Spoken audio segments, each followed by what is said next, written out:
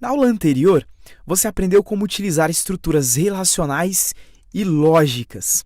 Nessa aula, você vai aprender a utilizar uma estrutura muito importante quando você for desenvolver os seus apps, que são controles de fluxo de execução. Então, para fazer isso, nós vamos criar mais um arquivo, nós vamos colocar o nome. Nós podemos colocar controle fluxo de execução. Eu vou então adicionar, eu vou voltar aqui nos operadores relacionais e lógicos, vou copiar toda essa estrutura, vou colar aqui e, na verdade, eu só não quero ter que escrever a função main. Agora sim, controle de fluxo de execução é um recurso bem importante que você com certeza vai utilizar dentro do seu app. Supondo que você queira criar um app que alguns recursos mais premium só seja exibido para quem já fez um pagamento.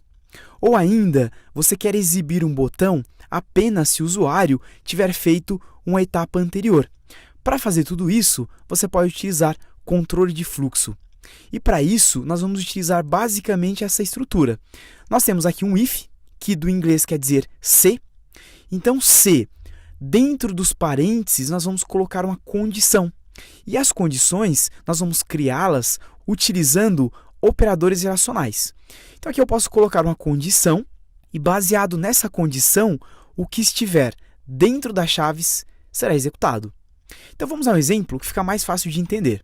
Então, eu vou colocar aqui if, você vai abrir e fechar os parênteses, em seguida, eu vou abrir e fechar as chaves, e essa é a estrutura. Aqui dentro dos parênteses, eu posso então colocar uma condição. Por enquanto, eu vou colocar apenas como true. Então, a condição vai ser verdadeira.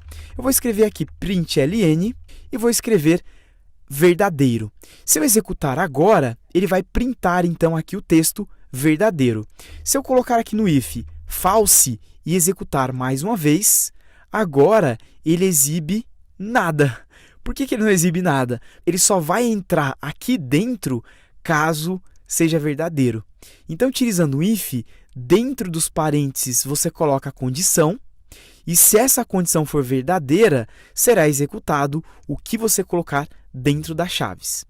Então, se eu colocar, por exemplo, aqui como true e executar mais uma vez, agora ele aparece. Aqui eu posso utilizar operadores relacionais e lógicos. Eu posso, por exemplo, colocar 5 é igual a 5, e ao executar é verdadeiro, 5 é igual a 5. Se eu colocar 6 e executar mais uma vez, ele não exibe nada. Por quê? Porque ele só vai cair aqui caso essa condição seja verdadeira. Eu posso ainda utilizar um else. Ao escrever o else aqui no final das chaves, eu posso abrir e fechar chaves de novo. Então, o if quer dizer se, e o else quer dizer se não. Então, se isso for verdade, ele exibe. Se não, quer dizer, se isso não for verdade, ele faz então else. Eu posso então colocar aqui o print, e nesse caso, eu vou colocar como falso. Então, 5 é igual a 6, ao executar, ele vai exibir o falso. Se eu colocar o 5 é igual a 5, ele vai executar e vai dar verdadeiro. Eu posso utilizar aqui os operadores que nós já vimos. Aqui nos operadores relacionais, eu posso utilizar igual, diferente, maior que, menor que e por aí vai. Eu vou colocar então aqui mais alguns exemplos. Então, eu vou colocar o maior do que 5, ele vai colocar que é falso, porque 5 não é maior do que 5. Mas se eu colocar, por exemplo, 8, 8 é maior do que 5, então agora ele vai dar verdadeiro. É o que aparece realmente aqui. Eu posso ainda combinar operadores relacionais com operadores lógicos. Então, voltando aqui, eu posso, por exemplo, fazer o seguinte. Posso colocar 8 é igual a 5 e utilizar o operador lógico e.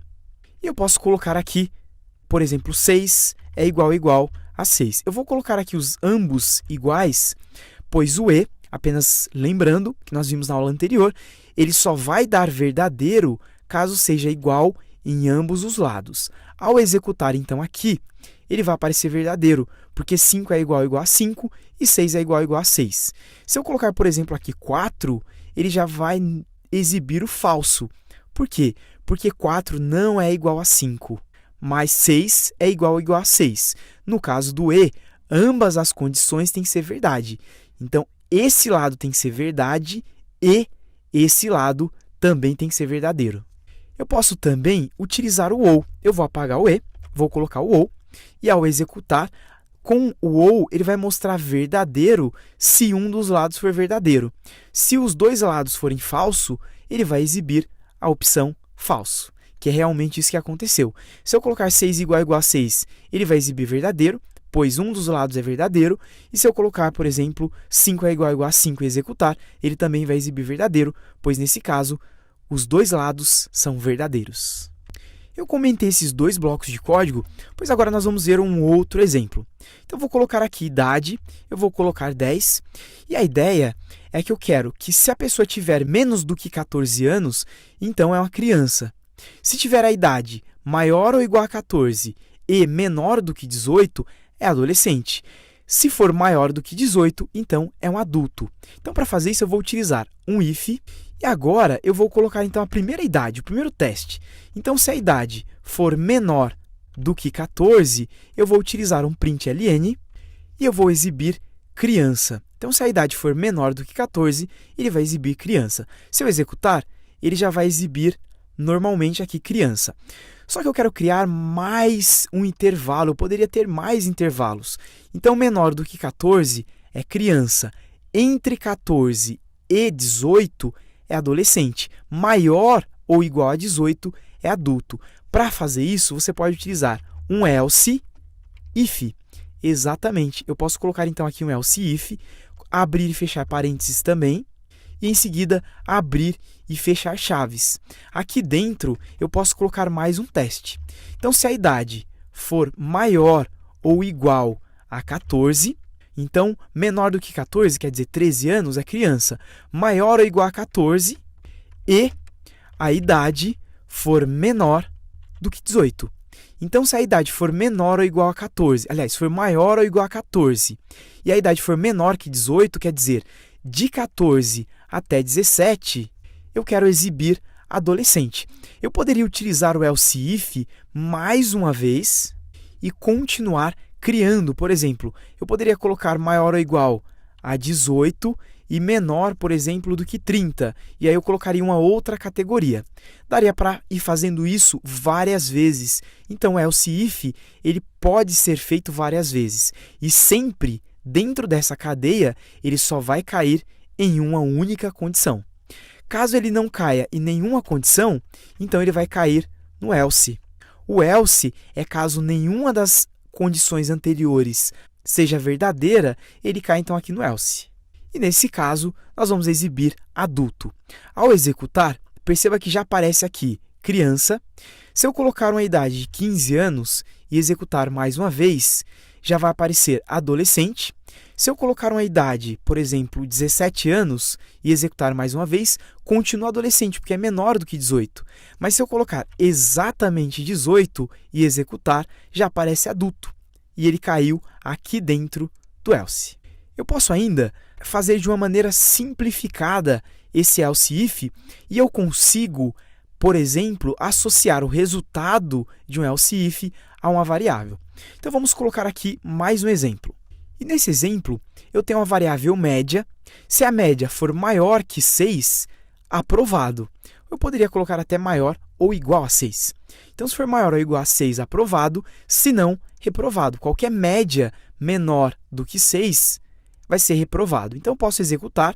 Aparece, então, aqui aprovado. Se eu colocar exatamente 6, ainda vai continuar aprovado. Mas se eu colocar 5 e executar, ele já aparece aqui como reprovado. Eu poderia associar esse resultado a uma variável ou ainda fazer tudo isso em uma única linha. Para fazer isso, eu posso então remover aqui as chaves. Eu vou remover também o print. Eu não preciso do print, eu só preciso do texto dessa maneira. Eu vou apagar todo esse espaçamento aqui. Vou colocar um espaço apenas por questão de organização. Vou apagar esse espaçamento, else, vou apagar as chaves, vou apagar todo esse print e vou apagar também essas chaves. E agora sim, perceba que eu tenho um if-else simplificado. No caso desse if-else, eu posso pegar esse retorno em uma variável, por exemplo, resultado. Então, se a média for maior do que 6, aprovado. Se não, reprovado. Eu posso então utilizar o println e exibir o resultado. Ao executar mais uma vez, agora eu tenho o reprovado. Se eu colocar, por exemplo, 8 e executar, ele já aparece aqui aprovado. Então, eu consigo colocar o if também em uma única linha. Nessa aula, você aprendeu como utilizar um recurso interessantíssimo para controle de fluxo e que nós iremos utilizar muito na criação dos nossos apps. Até a nossa próxima aula!